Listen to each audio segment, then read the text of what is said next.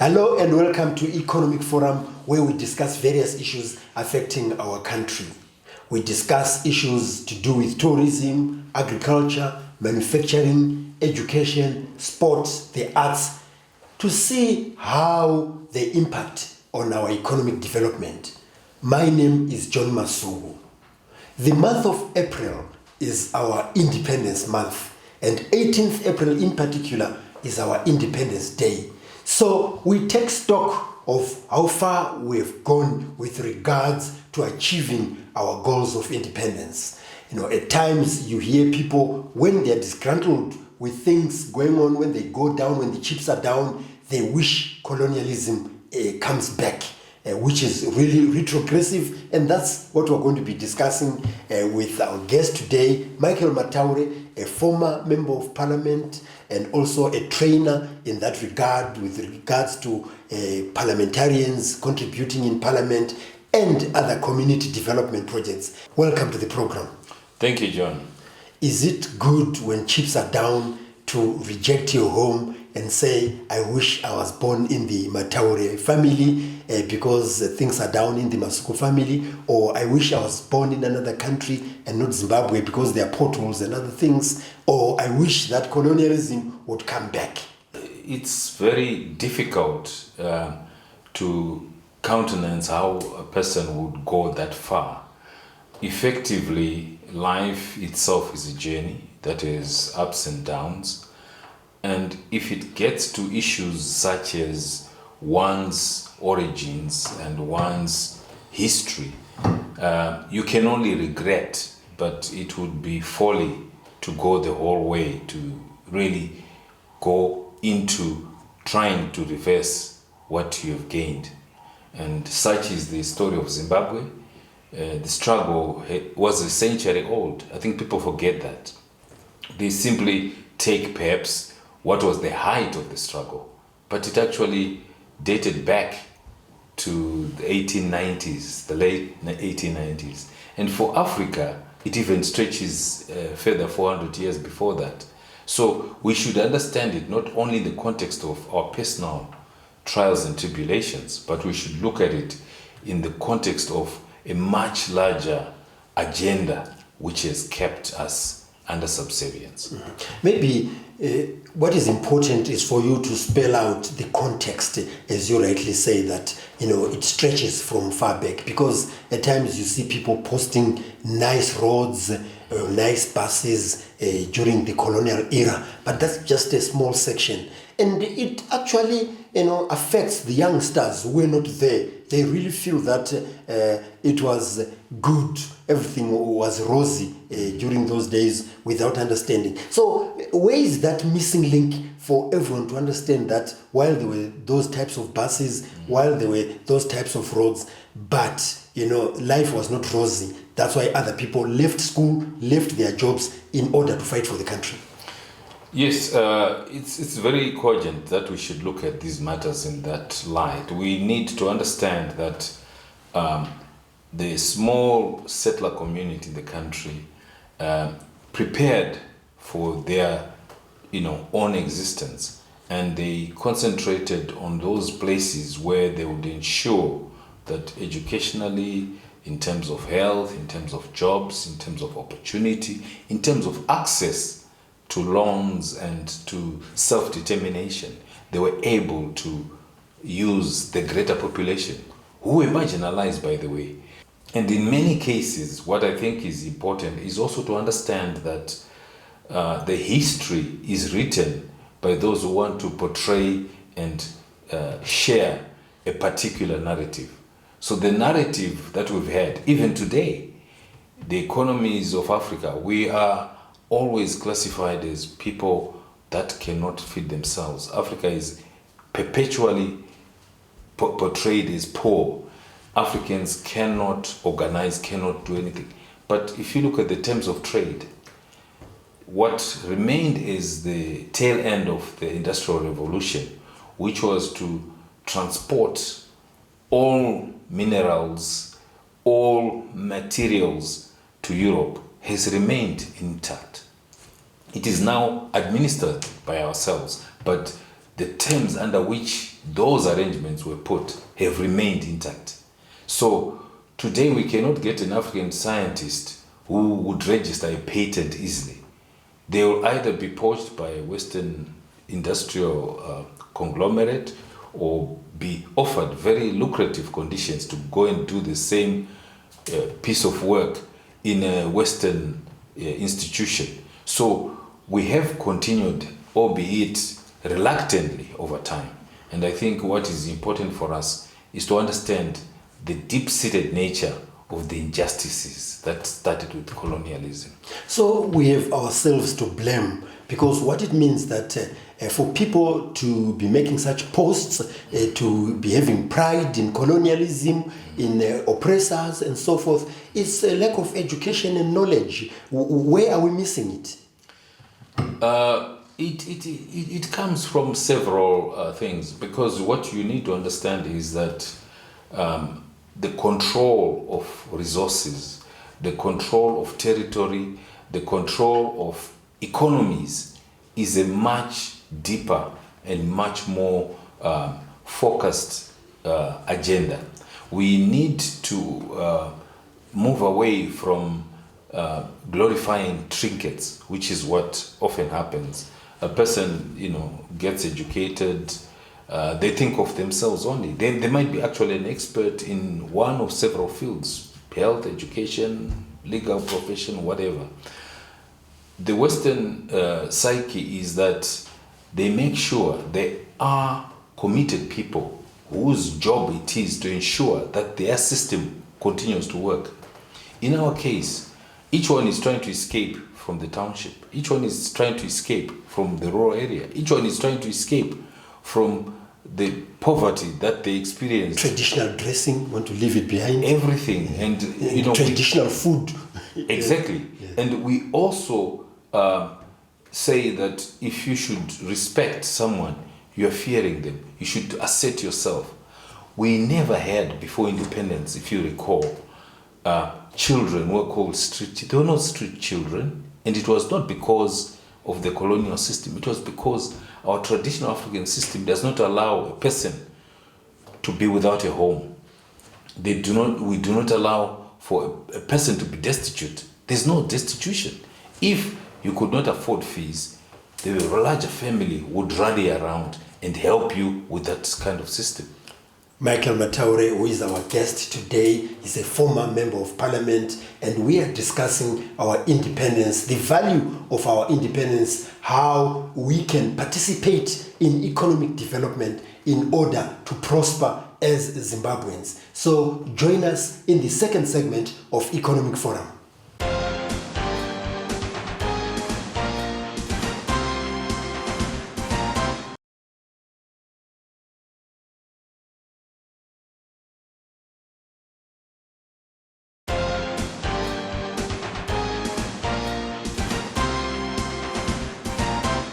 We are now in the second segment of Economic Forum, where today we are taking stock of our independence, and we're looking at our values and how far we are respecting our independence and democracy as Zimbabwe for the sake of economic progress, where we are guarding our heritage, our resources, and also without actually yearning for colonialism, as we sometimes see being peddled on social media, that colonialism was better, that things were far much better before our independence, and at times up to the extent of disrespect of our liberation struggle, where our brothers and sisters, fathers and mothers actually sacrificed. So for economic progress, our guest here, Michael Mataure, is trying to help us to understand some of these issues. Maybe they are to do with identity crisis. You want to be identified with the successful ones, and you don't want to make yourself a success so that people can identify with you. Very true, John. One of the things that I think we suffer from today is information overload. The digitization of movement and digitization of how people are brought into education means that you will travel virtually, both in your mind and in terms of your value system. So there isn't the time then to understand, for example, what your own family is about, because you are traversing many miles to be in the US, to be in Canada, to be in Australia. And yet when you look at those people in their own context, they are very clear about their identity. They are very clear about their values. A second challenge is also that there isn't time for family. Families used to come together. People look at it as something that's not quite on. The proliferation of places of entertainment, the proliferation of alternatives. There's now uncle and aunt Google who give information which is uncensored, and some of it is really not age specific or sensitive to the age at which somebody is. So these alternatives have created major problems in terms of value systems, in terms of consistency of growth and development. And it then extends not only from the family into community, it becomes almost a crisis within the larger context. So it's important for us to go back to basic values, human values, where we respect everyone, from the smallest person in our family to the oldest. And as you recall, in our traditional African culture, everybody coexisted. So we need to go back to those values so that we ground ourselves properly. Yes. While we're there, what should the home teach so that we grow up being confident about our country, so that when we participate in economic development, we know we're doing it for the good of our country? Maybe in that instant, you can even unpack what His Excellency the President will be meaning when he says, Nyika inovakwa neve nevayo, ilizwe lakhiwa ngabanini kumbe ngabanikazi balo. Yes, John, I think if I pick it up from that particular saying, it took Zimbabweans to go and train, learn how to fight, and actually liberate the country. It could not have been done by virtue of sanctions against a colonial administration. It could not be done by protests. It could not be done by any number of resolutions in the United Nations. It actually took for people not only to suffer the hardship of imprisonment, the hardship of separation from family. It took the hardship of being isolated in the bush and actually wage a war to put forward the point that colonialism and domination was not correct. In essence, for us to transform and create the Zimbabwe we want, the Zimbabwe we expect, the Zimbabwe we deserve, we should go back to the basics of saying, starting at my family, starting with those that I grow up with, my peers, starting with my community. There should not be a situation where we are continuously complaining about the lack of services. The persons who we elect should know that they are in those positions on our behalf.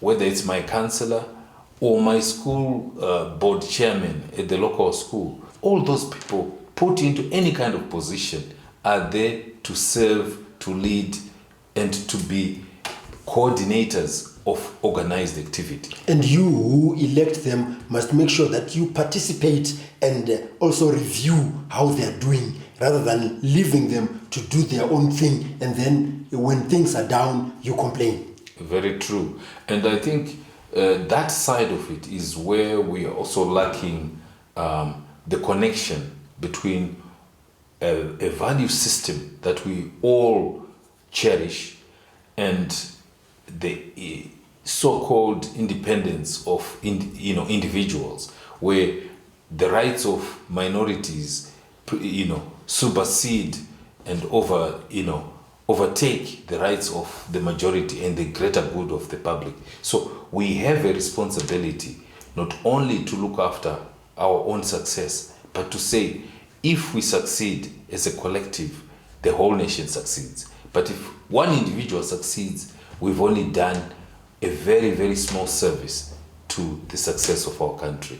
We need to come together and work as Team Zimbabwe.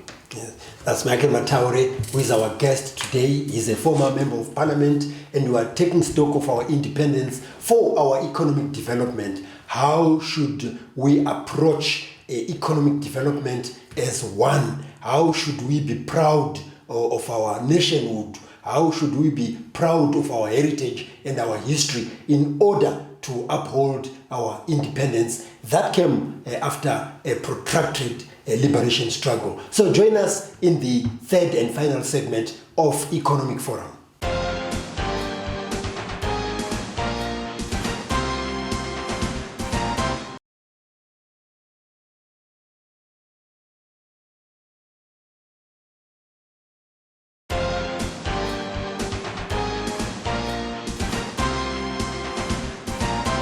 We are now in the third and final segment of Economic Forum, where we are taking stock of our independence. Are we valuing it? Are we respecting it? And are we taking up the opportunities that came as a result of our independence? Are we respecting our heritage, which came through a liberation struggle where members of every family, I think we can safely say every family in Zimbabwe, participated in one way or another. With Michael Mataure here, who is a former member of parliament in Zimbabwe and who continues to coach those entering parliament and other civic duties. Mr. Mataure, while we were there, the issue of opportunities, you mentioned in the past segment, but I think you have to buttress on those, that we should never miss opportunities that are open for us and just let them being taken by other people and then complain. Because in the final analysis, we complain. Yes, John, I think one of the things that we need to understand is that our country is 43 years old, which is, for a state, it's a very short space of time. Okay, in an individual's lifetime, it's a very large chunk. However, what is key is that in those 43 years, a lot had to be transformed, and we are still in the process of transformation. We have to get a value system that allows us to understand that if I'm the person responsible for licensing a shop, or the person responsible for educating a class, I have a contribution to make to this country through the individuals I'm dealing with, through the class that I'm dealing with, and to the extent of my focus, the extent of my patriotism, I should be the person that gives the best expression of what liberation means. If you are the person who is responsible for issuing tickets so that people can get on the bus, do it to the best of your ability. People should not have trepidation about approaching your office, approaching your station, approaching you to ask for service. Or approaching you through a member of a political party or through connections and so forth, when you actually have a right as a Zimbabwean to approach that office. I think that is one disease that is also cropping up in Zimbabwe, that for you to get a public service, I have to look around for Michael Mataure, a former member of parliament. Address that, Michael.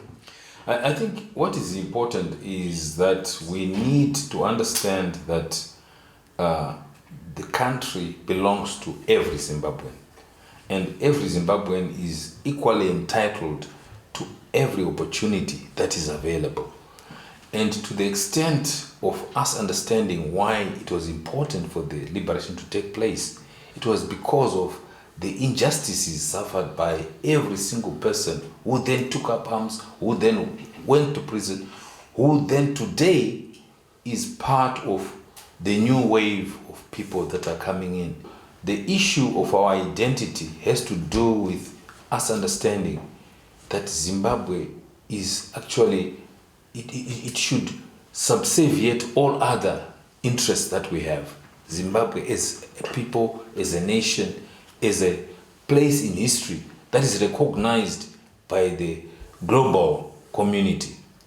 It begins with each one of us. On a second note, we have a very large young population in this country. We must understand that for them, that's where we can talk of Zimbabwe.